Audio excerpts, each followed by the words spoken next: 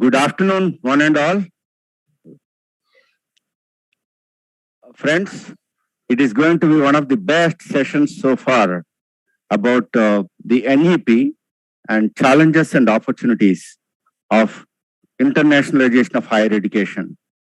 Friends, before I invite the speaker to share his experiences and thoughts, I would like to introduce briefly about the Association of Indian Management Schools. Over 34 years ago, a national conference of heads of management institutions in India was held at the IIM Bangalore from 28th to 30th April 1988. It revealed status of management education as obtaining at that point of time in the context of policy implications arising from the National Education Policy 1986 and the resultant program of action, and resolved.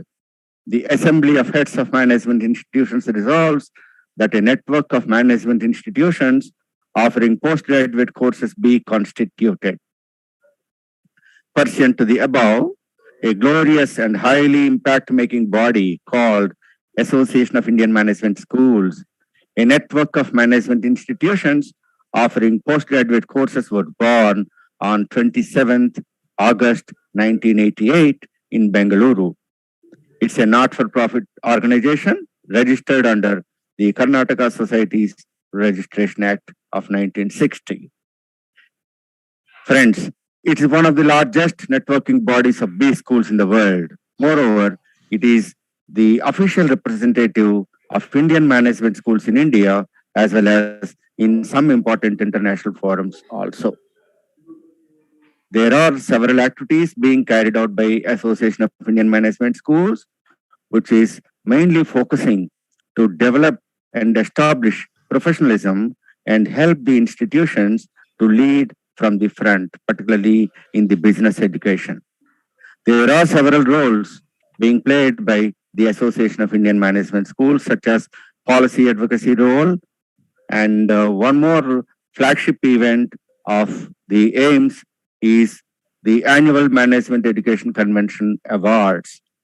AIMS selects a main theme and a few sub-themes of interest and relevance to management education, brings experts to talk on the theme on this annual flagship program.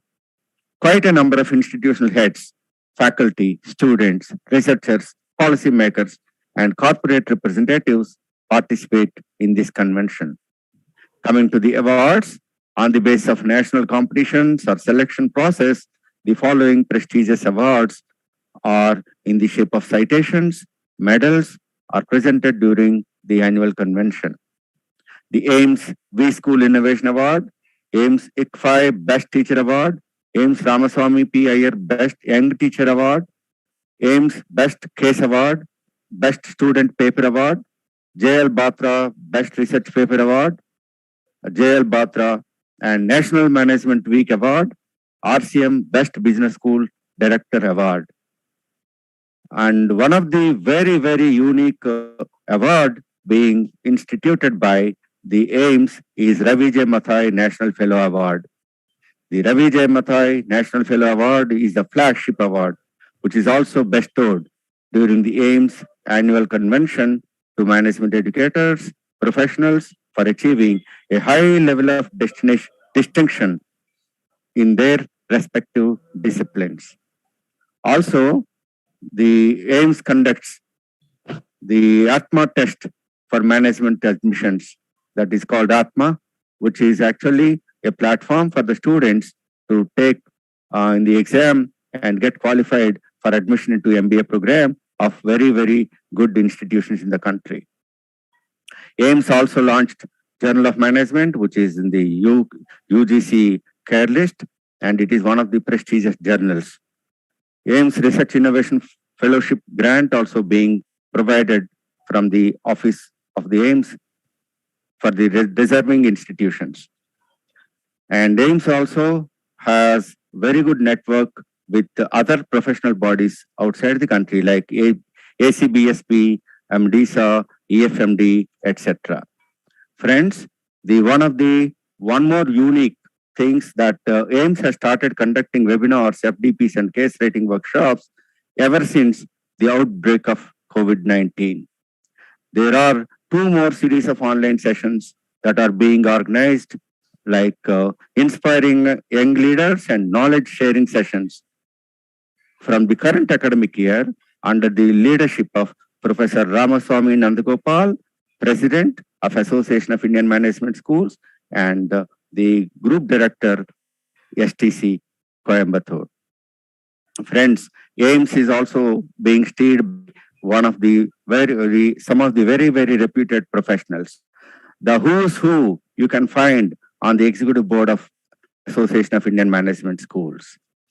And I'm sure most of the member institutions are very happy and also coming forward to join hands for developing the professionalism across the country. Friends, about the speaker of the day, Professor Raju Voleti. He is a qualified HR professional, academician, education reformist, and a life coach with over 20 years of extensive experience in academic administration, teaching, consulting, and hardcore HR activities. Dr. Voleti has shown his expertise in academics, accreditation, recruitment, training, consulting, and the best of the business schools are being mentored by Professor Raju Voleti. He is a postgraduate from Osmania University and also a postgraduate in ecology and environmental sciences from IIEE. His specialization is human resource management and was awarded doctorate in 2003. He has widely traveled across the world and has a rich first-hand exposure to the teaching methodologies in Australia, UK, USA. Dr. Voleti is presently working as the Director, Global Academic Alliances at Sharda University and looking after its global academics and collaborative alliances. He has constructive research association and a dialogue with universities of acclaim from USA, UK, and Australia, and has been part of accreditation and exchange programs with them. His research interests include strategic HR, group dynamics, leadership, cross-cultural human resource management, and business ethics. He is developing a new research areas, namely management by motives and practicing ethical human resource management based on ancient Vedic thoughts. With a vision to be instrumental in giving a meaningful source of education and employment to the Indian rural youth, Dr. Raju's dedication and strong commitment to provide platform for each professional as a success story may one day be realized. He is known in the field of academics as guru, reformer, distinguished academician, life coach, and a specialist in human resource management. Friends, with the advent of the NEP 2020, I think the India is showing and showcasing the lot of developments in various areas, like around 20 points, which are already enlisted earlier in one of the sessions of the same platform. Professor Raju Voleti is going to talk about how the NEP 2020 is opening the doors and opening all corners for allowing the foreign universities in India and allowing the students and allowing the Indian universities to set up their campuses outside, how it is going to be a challenge, of course, and how we can take it as an opportunity. With this, I request now Professor Raju Voleti to take over. Professor Raju, sir, yes, sir. Over to you. Thank you very much. Good afternoon to everyone. And then my thankfulness especially to Professor Ramaswamy Nandagopalji and then Professor S.S. Prasad Raoji for having given me such a wonderful opportunity to speak to some of the best of the intellects among the industry. And then I congratulate the AIMS for its commendable work and then continuously commendable work across the sphere of education, specifically in management education.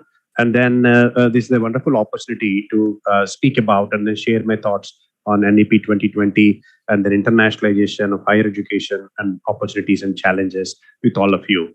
So now we have all had about Vasudhaika Kutumbakam. That is, from the Vedic era onwards, what we learn about in our culture is the whole world is one family. Now, taking it a bit forward, and then I named it as One World, One Campus. So it is all about the entire world is treated to be a campus, and our life is a endless process of learning. So people say correctly that education is life, but I feel life is education. So learning is everywhere and every point of time. You feel some kind of learning mechanism or the other into the system. So what I mean to say here and then focus upon is with reference to NEP 2020 a lot of influence, not only about an aspiring student or an aspiring candidate, but also a supporting parent can be seen. Now, instead of taking entire onus or instead of giving all the burden on a parent or a student, it will be a Herculean task on them. So now the government has come up with a major reform, which a visionary document in the form of NEP 2020, which facilitates and which guides us towards internationalization of higher education. So now, without having this reference, but also uh, kind of a pandemic has given us a lot of advantage in spite of its very drastic and then dramatically huge losses for the humankind. That is the offline online mixed kind of education system wherein we come to know and then we started using the technology and the most of the benefit of the students and then the particularly in the education industry.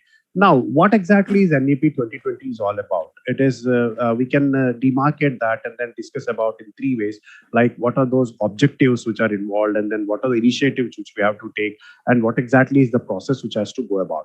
So I am not that much discussing basically on how the international education goes about and then what is to be done and all. I am just putting up this particular discussion. Maybe sometime we will have another discussion on how we take up the international education and then what are the challenges in that. But however, to implement and to run and then to manage the NEP, what exactly is in store in it as we unfold that, and then what exactly we need to do as we have to make it successful, and then what exactly we need to adopt as a kind of a process, how we believe and then how we reflect.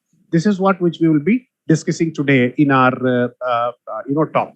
So now actually whenever we talk about international education, there is a lot of learning involved in that, and then there's a lot of adventure. There is a lot of kind of experiential learning. There are a lot many issues, and then there is an opportunity to learn and understand people, cultures, and then lot many things come. And then maybe I believe in the international education part, learning and getting degree, learn to get degree is the last thing that can happen in any student's life. There is not much more that will follow all through his life. Like for example, if you go to Stanford or maybe Harvard or maybe Wharton or Yale or Columbia or for that matter Oxford or any other one of the top-notch Ivy League universities, that is a lifetime experience.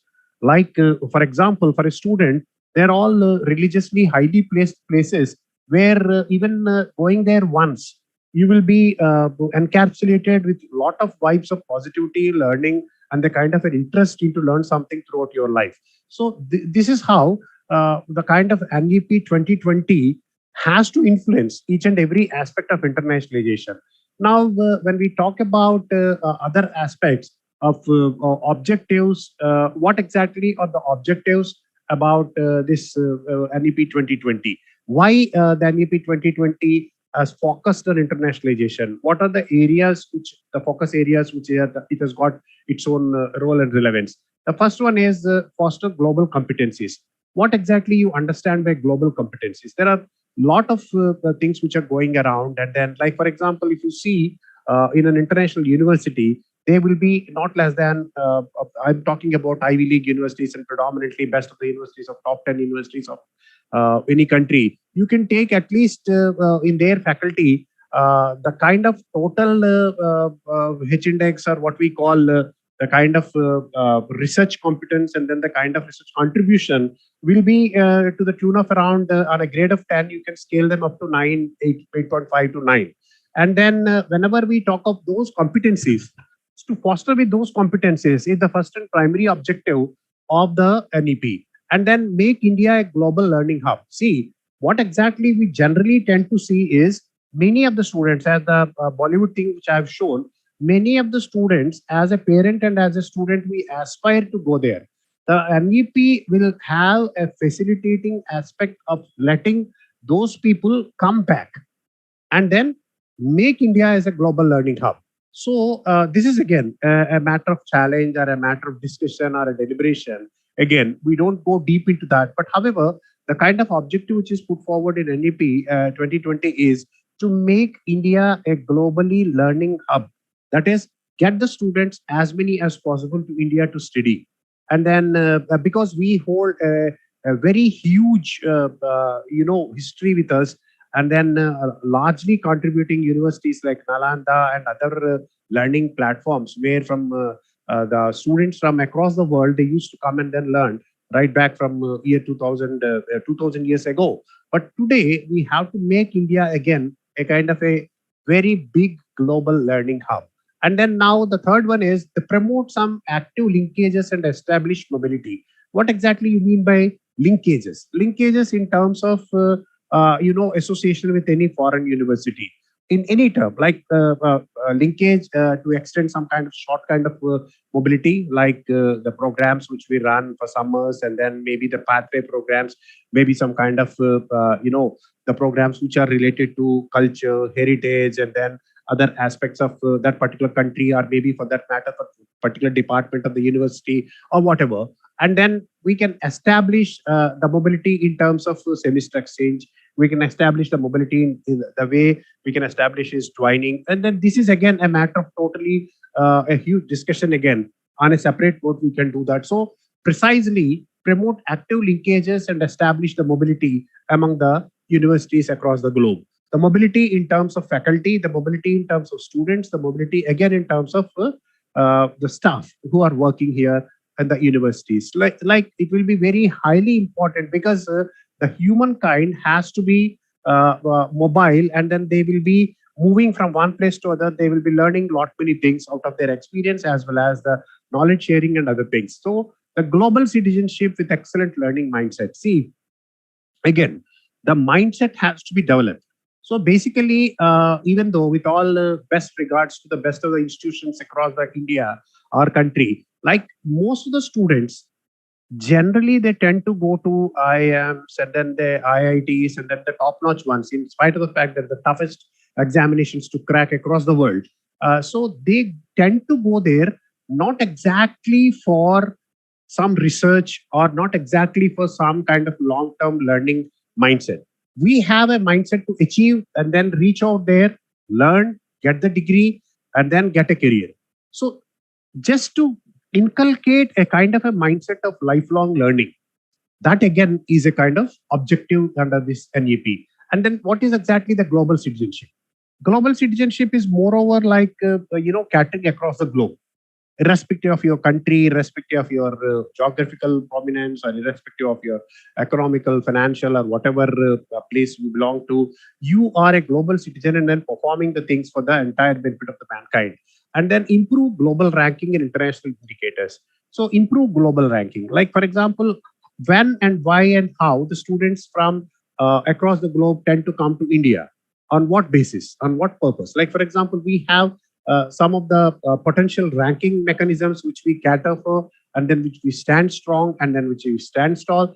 Then obviously the international universities, they tend to come back, and then they will be sending their students, and then they will be collaborating with us. The standards will be very high, and then that activity of mobility will happen. So we have to improve under the NEP. We have to improve our global ranking on the international indicators level. So then the last but not the least, actually I have summed up because it's a huge topic on itself. So to cater entire points and then to discuss and then leave some time, time for some questions and answer session as well as a little bit of one. So I have just confined them in a 5 6 points and then establish international partnerships in research.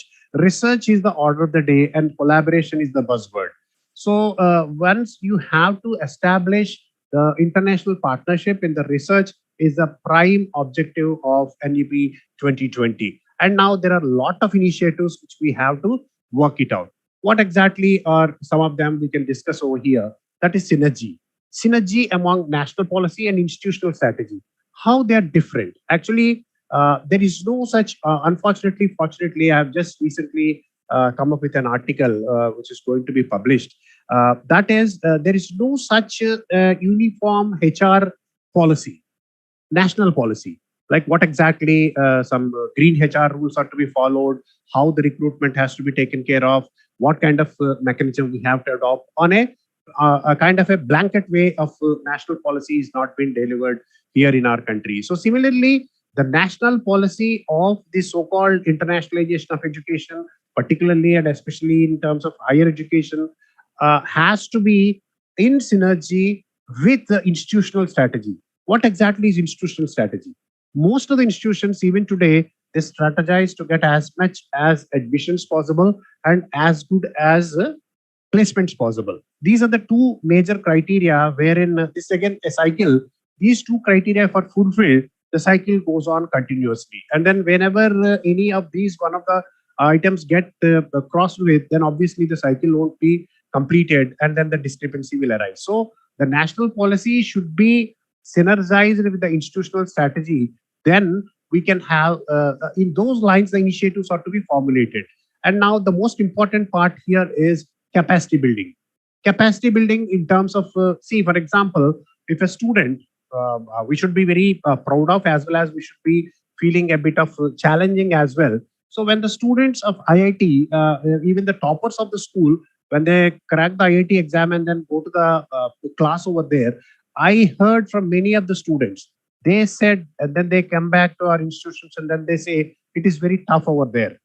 The best of the student, if he feels the kind of standard of lecturing, the kind of delivery, and then the kind of content which is being delivered to them is highly placed, then obviously think about a normal student who has got some kind of hiccups as far as coming up with the language, the kind of communication and other parts, then we are by far very low. So the capacity building in terms of faculty, capacity building in terms of the students, and capacity building in terms of infrastructure, when you name it, you have to develop that. So the initiatives are to be laid down very strongly in terms of capacity building. And then the collaborative communication among the universities. The communication is the most fundamental and then the most sought after thing which has to be continuously taken care of. So the moment most of the universities, I have seen many of the universities, they do the MOUs, but however, how far we are in a working way with those MOUs or under those MOUs with such university. So I have seen some of the universities in Delhi NCR region.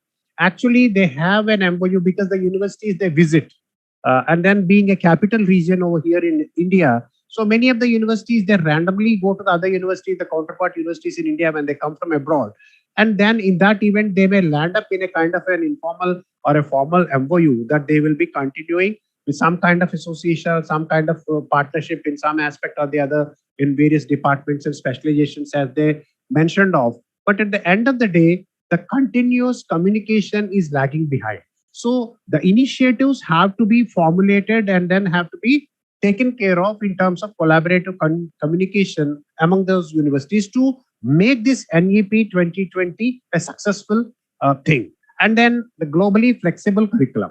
So for these long years, we could not manage. We are all having a very rigid kind of curriculum. So we don't have any space. So basically, even I have heard from some of the deans of management institutions, or maybe some of the directors of this council-based institutions, standalone institutions.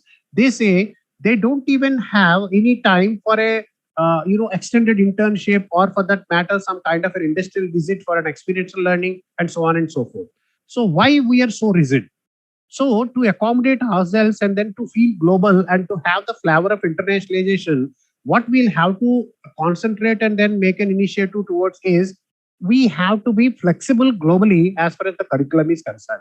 So curriculum is most of the places these days is being tailor made as per the industry requirement. However, we'll have to make it more flexible and then the student friendly mode, so that, and then we are evolving, no doubt.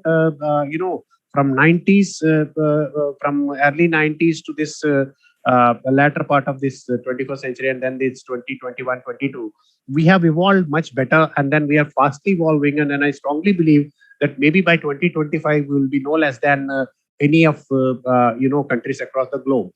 So now what we see is the flexibility of the curriculum is one of the major initiatives we have to come up with, and then ultimately the infrastructural improvement. So when we talk of hybrid classes, offline classes, online classes, and so on and so forth, lot has to be done in this. So when there was a huge amount of discussion which was taking place during the pandemic about conducting the examinations online, and then availability of the internet and availability of other technical infrastructural aspects, and so on and so forth. So a lot of work has to be done to visualize the NEP 2020 as a successful vision document.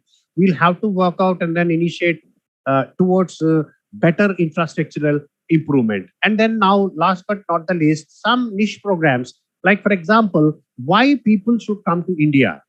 So if you talk about artificial intelligence and then you are talking about the specialization, you have a professor who have got a Nobel Prize, maybe in Harvard Business School, or maybe in what you call MIT, or maybe in some other institutions in US or Canada, or for that matter in Singapore and Australia. So then there is no point immediately those students will be directly attracted to come back and then study in India. Let us start identifying those niche programs where we have the dominance. Like for example, yoga, where we can conduct a short-term program for around 6 months of time, so that the student can exchange himself over here for a semester, and then maybe completing around 25 to 30 credits over here, and then go back again and then complete degree over there. NEP enables and then gives us the complete liberty to develop and then put in our efforts in those lines as well. So, creating the global perception, what exactly the university is, strongly placed at.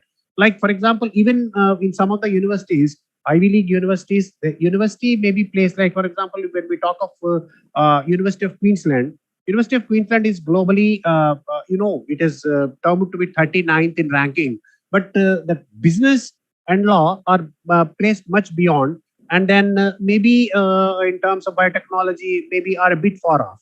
So specifically specialization wise, and specifically you have to create a global perception, and then you have to offer some kind of short term niche programs wherein these initiatives will definitely facilitate us towards gliding smoothly in achieving those objectives which are laid down for under the NEP 2020. Now, what exactly may be the process? I have just taken a reference of American Council on Education on what areas we'll have to work out.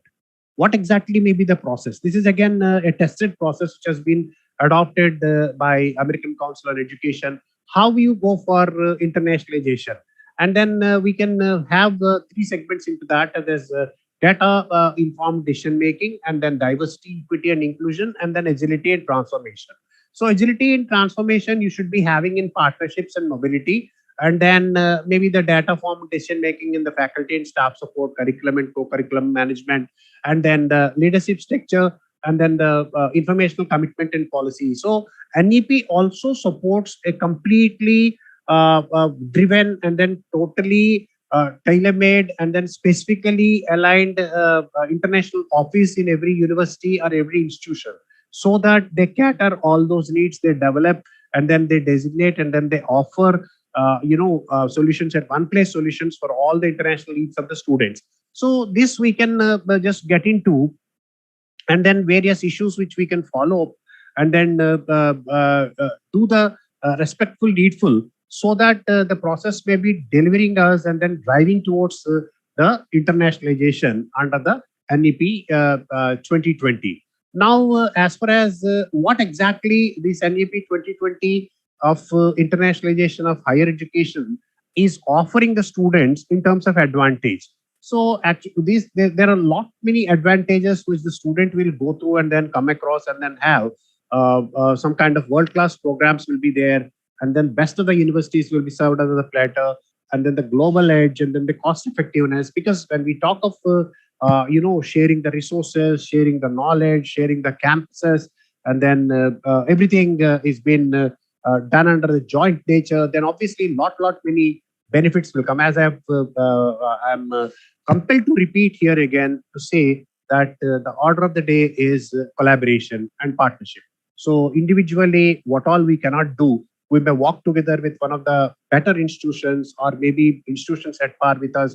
Together, we can do excellent work. And then the kind of some more advantages which I have to mention here: advanced course content is always there, and then a lot of mix and match opportunities are there, and then interdepartmental research is a different thing. Now it is interdisciplinary thing is there. Now the order of the day, we have seen so many students pursuing law course after their medicine, and then most of the AI and then other courses are being a data scientist, one has to understand how the neurons react. Neuron is a word which is totally new for an engineering graduate, but however the neuron is a punch word which generally been used in artificial intelligence and other learning objectives of the student from an engineering when we talk of AI, data science and all. So the mix and match thing is always an advantageous thing. And then ultimately, then the most important factor is reputation and recognition,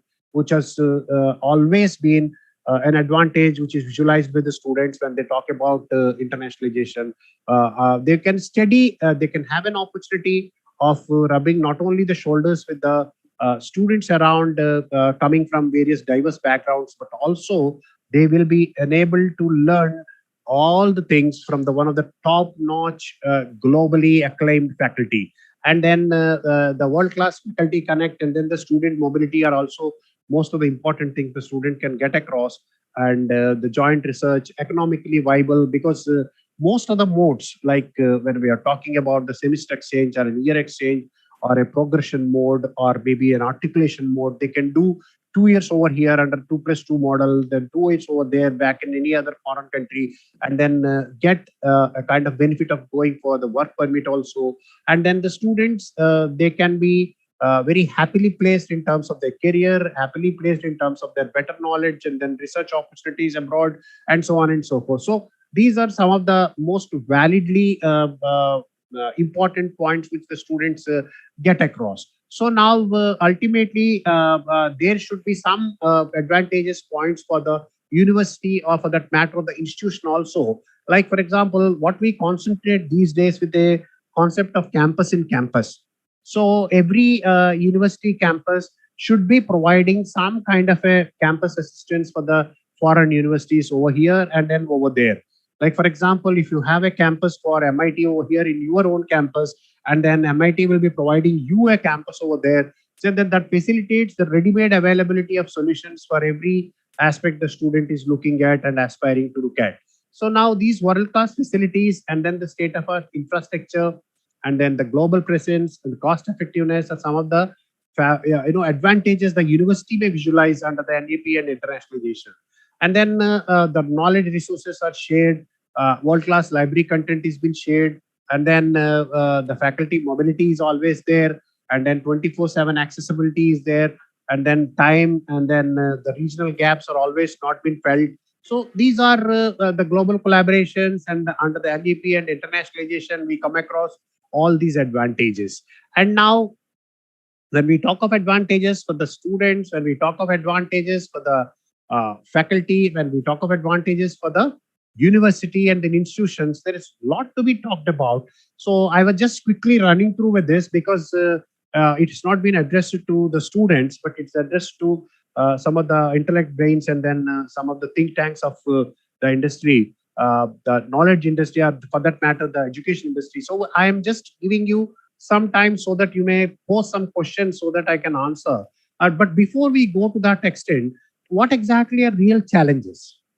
So here I have found there are around 6 basic blocks of challenges we come across. So before we talk about those challenges, let me just give you a gist of Indian education industry. I'm not going to the school level statistics. These statistics are being taken care of as far as the kind of surveys and all which are taken up till 2020-21. So based on that, there are almost around 4 crore students which are aspiring for higher education in India.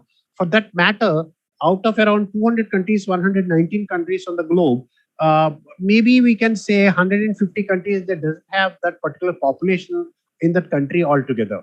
So we are catering around 4 crore students with the respective needs of their potential career aspirations, educational aspirations, learning aspirations, right from undergraduate level. And then there are roughly around 1,000 universities, maybe 100 plus or 50 plus, maybe added up after 2021. Otherwise, there are around 1,000 universities, and then there are around 39,960 colleges. And then apart from that, there are around 10,890 standalone institutions under various bodies like AICTE, and then Architectural Council, Law Council, and then Pharmacy Council, Medical Council, and then to name after like that. So this huge is the size.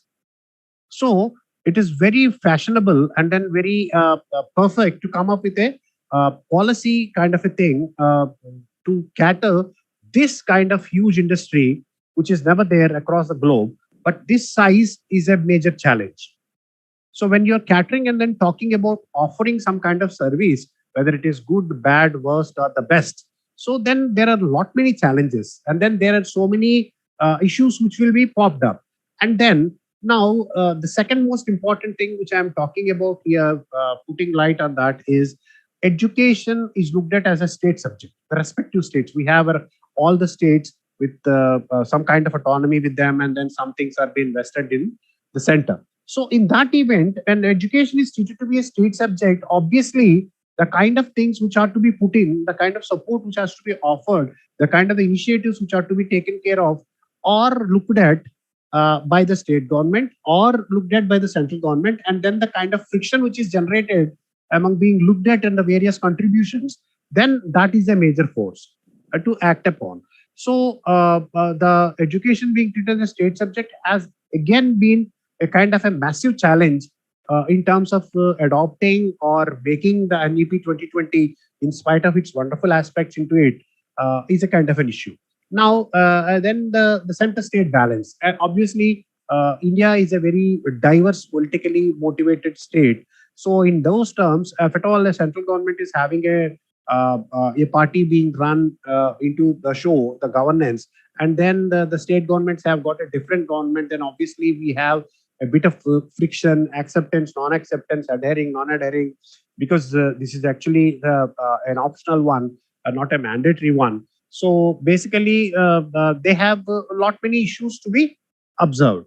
And then the funds allocation. Again, as I've talked about catering about 4 crore students, it's a very huge and Herculean task. And then allotting funds to them, and then allotting funds is not only the problem, letting those funds reach the least constituent of the system, and then the ecosystem has to be built in such a way that funds are not being wasted, funds are not being kept aloof, and then they are not being used properly. These things also they come.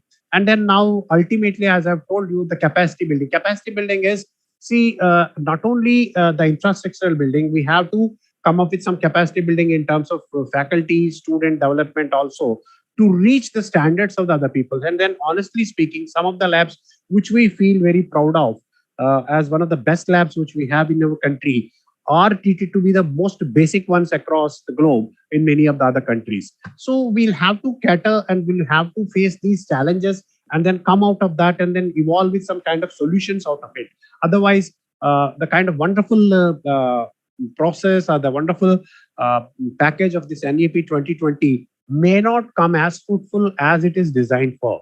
And then now the last but not the least observation, and then we'll discuss very quickly of these 6 points again. So this most important point over here is there are I've told you that there are around 10,000 plus standalone institutions, and then there are around 36,000 colleges across the India. So in that, 60 to 70% of the students are studying in private institutions. So the task of being educated, and then the task of getting people around in India educated is under the private contribution. So again, the private institutions, whatever way it is, it should not be looked at as a business, even though the minimum business model, the minimum guarantee of the money involved, and then the money invested, and then the kind of break even should be there. But however, the profit mongering should not be there, and then education will be commercialized, then that would be a massive challenge. So 60 to 70% of the student, that is out of 4 crore of students, there are around 3 crore students, they are being served their educational aspirations and learning aspirations under the private bodies and private institutions. So it is again a huge task that making these entrepreneurs of private nature, developing some kind of association and some kind of interest in giving them an edge over, and then initiate certain things wherein they not only incur a lot of financial burden over them, and then many other things to follow up. And then the minimum, actually, as far as funding goes, it has been denounced in the planning commission's notifications itself, that minimum of 6 to 8% of GDP spending should be there. But unfortunately, fortunately, due to the demand and other things, maybe the last year's budget has attracted a cut of around 3% from 99,000 crores of budgetary allocation of education industry in India, education ministry for India. It has been out of the reduction of around 3,000 crores has been seen, and 96,000 crores is there. Now, here I will draw your attention, like Harvard Business School or Harvard University and MIT together, they have much more funds in terms of research, in terms of management, in terms of other activities, inclusive of everything. Even if our government of India entire education budget is falling short of. So these two universities, that MIT and then Harvard, they have beyond our whole lot of education budget. So here, what we have to say is, it's not the fault of government. Actually, government cannot fund. How far a government can fund? So here, what we have to understand and see is the association with industry, the collaboration with industry. Whatever we do, whatever an education institution does, so that is catering the society in turn. Society is being offered by the services by the industry. The industry has to be converging along and then going hand in hand with the academia. So academia and industry, if they go together, lot of funds will come, because if at all, what all we learn to serve the society, and then through the industry. So the industry has to bear a lot of expenses and then support the education, so that the private spending will always be at a much higher side, and then we don't will be totally depending on the government spending on this. And then we are looking at the knowledge economy now. You are more knowledgeable, you are more highly placed, and then you are more into a kind of a learning loop, then you are highly paid. So develop a kind of a knowledge economy wherein we are properly placed, and then we generate maximum of revenues, and then develop our economy also. And then now very quickly you can understand the size is always a matter of concern, and then the political balance, and then the private sector, and then the innovation scale up. Why innovation scale up is not that formidably seen? As I've told you again, the most of the education sector is being governed by the private parties. So innovation scale up is again goes into system, not into the profit mongering management balance sheet. So the more it goes into balance sheet, the more interest and inclination shown by the private bodies or the management. So now, if at all it won't go to the balance sheet in a profitable way, the investment in terms of innovation scale up is always seen as a kind of a setback. It is a major challenge. And then last but not the least, there are lot many socio-economic and then geographical acceptance modes. Like for example, let us see the kind of fluctuations in the currency rates in abroad. Like for example, US dollar is fluctuating again. So the student who has applied, when he has got his IELTS preparation and TOEFL, for that particular thing, he has to pay around $150, $200. And then for that, he has paid a dollar at the rate of 60. And then by the time he mobilizes everything and then goes for his semester, this thing payment of fees of the first year, then by the time if dollar falls from 60 dollar 60 rupees to dollar 80 rupees, then obviously a large gap will come up. So there are lot many socio-economic issues are also there in this. So again, under NEP, it is not required always to fly over and then go to London and study, or to fly over and then go to US and study. But it is better we develop some kind of collaborative associations, joint degrees, and then maybe training programs, and then articulation agreements, and then maybe some kind of activities between the universities, and then not only with the universities on academic terms, but in terms of cultural, other activities as well, social activities as well.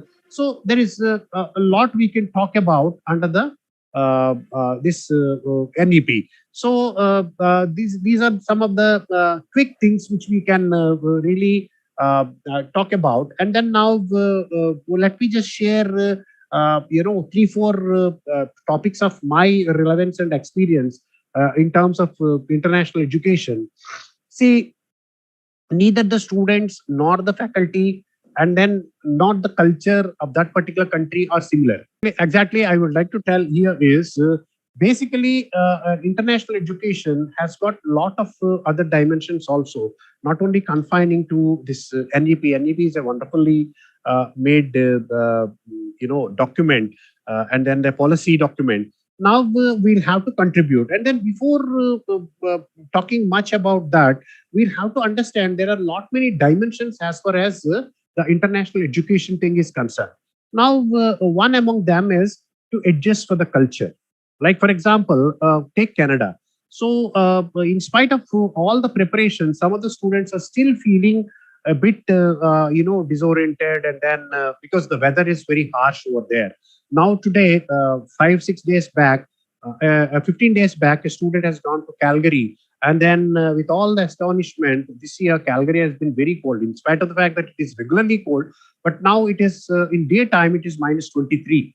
So similarly, if at all you are not prepared for that, the learning goes under a back foot. So lot of things have to be educated for a student when he goes or aspires to go for international education. And similarly, what exactly is the mode of collaboration which you are going through with the various universities, and then how to enhance your ranking, because most of the universities abroad, they want you also to be placed very highly in terms of ranking, in terms of accreditation, in terms of positioning, in terms of research publications, and so on and so forth. Otherwise they don't tend to associate with you. So these factors we'll have to work it out.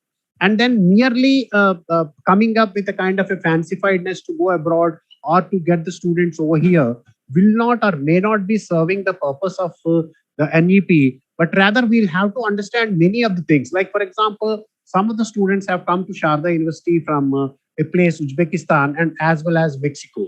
Their habits of food habits, and then their cultural habits, and then their behavioral aspects and everything are completely different. We may be feeling that this is quite normal for us to stay back in our rooms, but they feel that is completely indifferent for them. So lot many aspects are to be understood, and then some kind of regular code may be derived at, and then this code has to be served department wise in the university, or maybe kind of in the standalone institutions as well, before we prepare and then tie up our seat belts to fly for the internationalization of the education. So, but however, at the end of the day,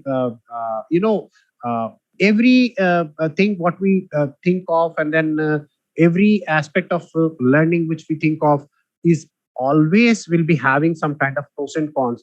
And then given time and then given effort, we can overcome those cons, and then utilize maximum extent of pros for us, and then go along with them. So my major intention of sharing my thoughts over here is, so completely prepare yourself, prepare the student, prepare the institution, and prepare the whole lot of ecosystem, so that the NEP, such a wonderful vision document, will enable us the real essence of that document and real objective, and then the document can be shown as a wonderful outcome, and then that will really benefit each and every single stakeholder of this particular educational industry. So I welcome if any questions are to be posted, because I am just running through very fast, because I feel that I I should know. not overlap the time and all. So you can just ask the questions, and I am very happy to see such a kind of huge intellect present over here. So I may be part of their discussion as well by maybe trying to answer some of the questions. Yeah, Dr. Raju, please hold on. So, Yeah, there are several compliments and questions. The most important observation by Dr. T.V. Rao, the thought leader in HR and father of HRD, we call him, and also he's a very well, all-round personality in leadership and HR. He wrote several books. He is also agreeing with you 100%, saying that most of the organizations are very much concerned about the admissions and placements, and they are all ignoring the learnings and skill development. Experiential learning, even study abroad, is also one of the tools of experiential learning. So I'm very happy that senior persons like you, are agreeing with and echoing the same. And we also have the person who has been in this field, a seasoned professional, Dr. Ramaswamy Nandagopal, has been, associated with several universities across, and he has also been one of the assessors in the ACBSP, accreditation agency. And his institute has, deputed or sent so many students and allowed so many students from outside the country also. Say there are so many professionals in this august body, having exposure, experience, and also very good learning. They are ready to share. I think Dr. Nandagopalji, would you like to share anything? Okay.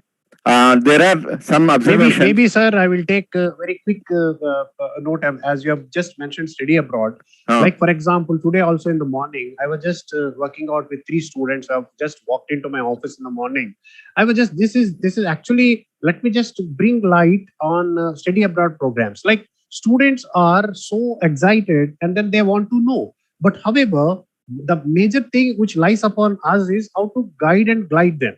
Like, for example, some students, without having any knowledge that they want to go for maybe a semester exchange program or maybe study abroad program, maybe for 1 year or maybe for, progression after their undergrad program. So they have to be dealt with, because what are the timelines? What are the qualifying things?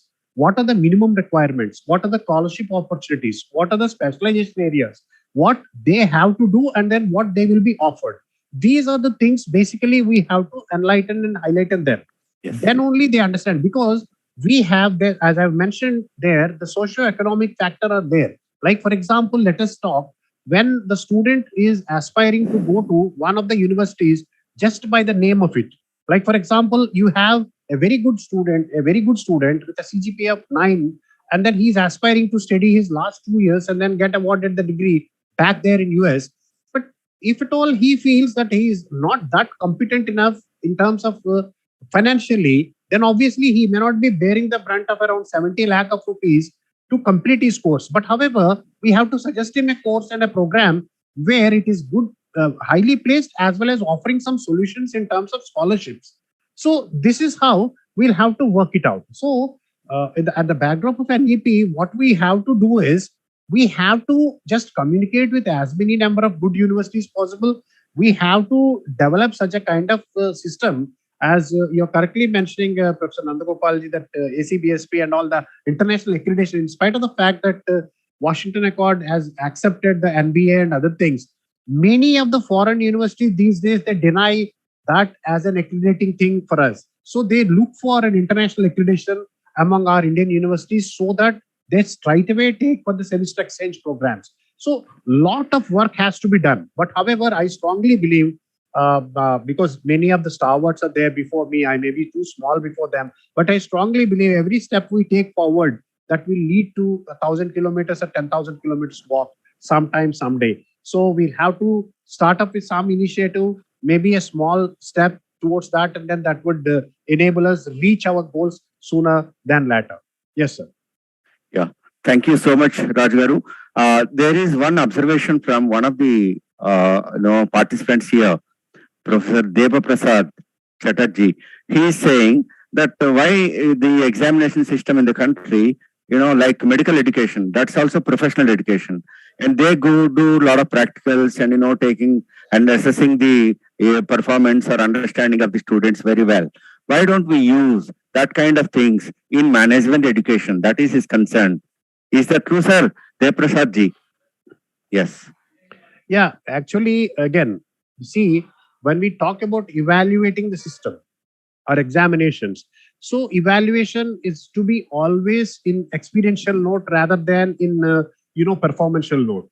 So evaluation, if we tend to keep in terms of maybe grading, maybe marks or whatever, maybe on that particular day, if you get good number of marks or not, good performance or not is one factor, and then the evaluator's moods also, the kind of swing which she has got may have some kind of reference and relevance. So we can see, again, I am telling you that this is the place where whatever we talk, whatever we think of, definitely drives us towards some kind of betterment. So we are definitely in little bit of turbulence, and then when this settles down, when the froth goes off, the real aroma of the coffee will come up, and then we can have a sip of that and then enjoy the flavor.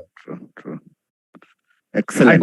I hope, sir, I may have given some reasonable substance to you. But at the end of the day, again, I repeat, I'm so small before you people. You are so wizardry in your knowledge as well as wisdom.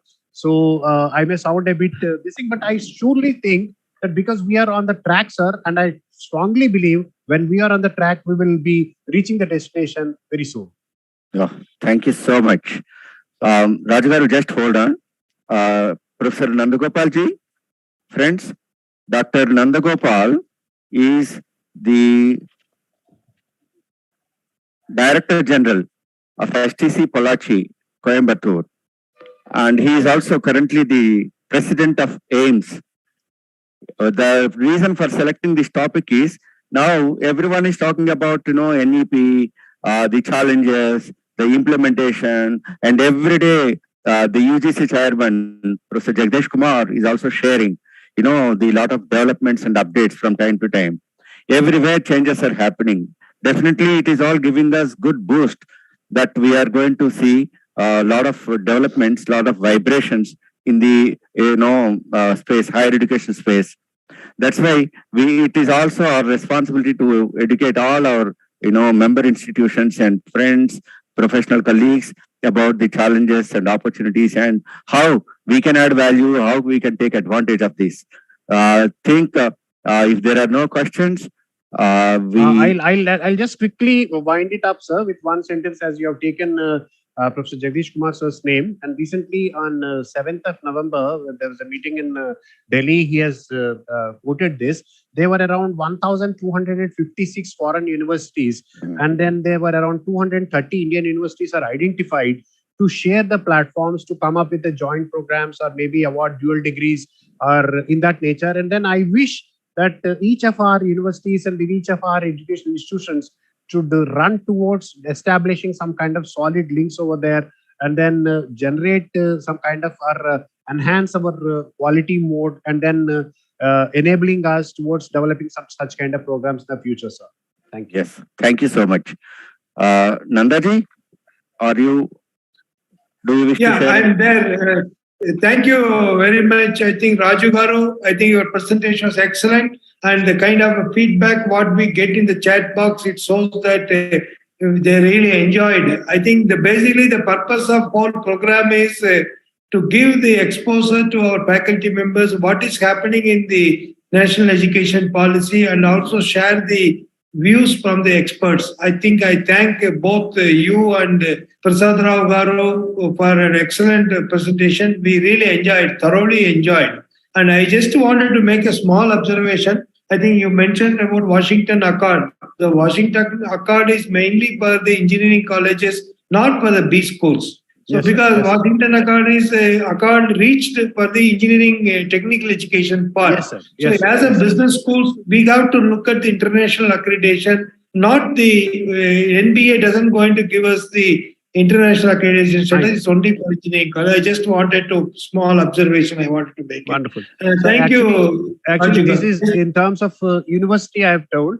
that observation, I have found that some of the university will have the engineering as well as management thing. So I appreciate, sir. I definitely take a note of that. Thank you so much. No, because Washington Accord is the accord reached by engineering. engineering I know. accreditation groups, I know. not the business management group. I So know, I business school groups, we have to go for our Go own for it. international accreditation. Yeah. It can be WACSB. Right now, we have 5-6 options. It can be WACSB, ACBSB, or EFMD, AMBA, Yeah. or any other accreditation we can look at. I think in India, almost 100 institutions are now we are accredited by international agency. WACSB almost 25, I think 22 BIMTech last week. BIMTech got it, and ACBSB around 25. Like that, no, every accrediting agency we are working on that. AIMS is also now working with the WACSB, AFMD, ACBSB also. And in fact, we want to closely work with the International Accrediting Agency for the work. And I think just for information to our members, we are also trying to develop our own accreditation system for Indian business schools like AMDISA did for now SACS accreditation. Similarly, now AIMS is working on the accreditation. Most probably in a next board meeting, we'll approve the process and we will work. And very senior people like Amar Rao and other That would be a very great initiative, sir. Actually, this is the need of the hour because the Indian domestic system should support something because many of the constraints will be there. It will be highly appreciable, and then we can definitely take lead from you and follow the path. We have formed a committee. Committee is working on that. Very soon, we will come out with our own accreditation. We will also work with the AICT or NBA or Association of Indian Universities to get recognition for our accreditation also. Thank you. This is just for information to our members and Mr. Raju also. Sir, please take over. Yes, sir. I'm actually very much thankful to you because there is one question raised by one of the participants here. In fact, Professor Nandaji has answered that question. You know, NBA is mostly focusing on engineering education. Yeah. And nobody is there to recognize the foreign degree in India. If anybody comes with, an MBA or postgraduate diploma or something, 1-year courses like that, I think it is the need of the hour we need to do. I'm sure we are going to do, with the support of AIMS along with other bodies. Thank you so much. I just wanted to make one observation. I think Professor Megar Ramana Kumar has raised the issue. One of the problem of international degree some of our students faced was that once they come back, the degree has to be recognized by AU and also by PSU. Okay, I think we have to understand that a lot of fake universities also operates in everywhere. Exactly. Not only in India, I think in US, UK, all private universities, not recognized universities also. So any university, if you want to get a recognition, you have to go to AU, Association of Indian Universities. And again, no online courses offered by the fake universities abroad is also not recognized. That's why today, any student who completes, if you are well-recognized institution, I think the top premier institution, say Stanford or even the next level of state universities in US, there is no problem. But it's still better to get a recognition from AU. I think a student has to apply some prescribed fee, 1,000 rupees, something like that. Once if you apply, you will get the AU recognition and you can get it. Public sector also will accept that. Once I think the national education policies, when we start implementing, all the issues will disappear. Thank you. Thank you so much, sir.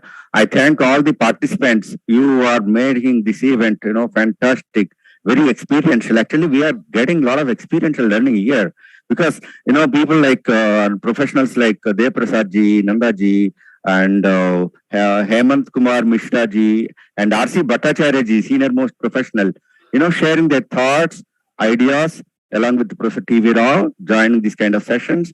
It is giving us a lot of boost, to do many more programs of this. In fact, you are, I think, witnessing a lot of changes, a lot of developments are taking place from the Association of Indian Management Schools. I'm thankful to all the participants and the Secretariat AIMS, the President and Executive Board members, and the hero of the day, Professor Raju C.H. Voleti. Raju, we are grateful to you for sharing wonderful insights and thoughts Actually, you are one of the persons who has been in the process for the last, I think, 18 years. That experience definitely helped us today to realize, to understand the implications of the higher education and particularly internationalization of higher education. Thank you all. Thank you, Rajgaru. Thank you, Nandaji. Thank you all. Namaskar. Namaskar. We'll wind up the session. Those who are giving feedback, please share so that you will get the certificate of participation also. Thank you. Thank you so much. And this program can be revisited on YouTube if you wish. It will be shared on Facebook also. You may go through that. Thank you all once again. I'm signing off. Professor Prasad Rao.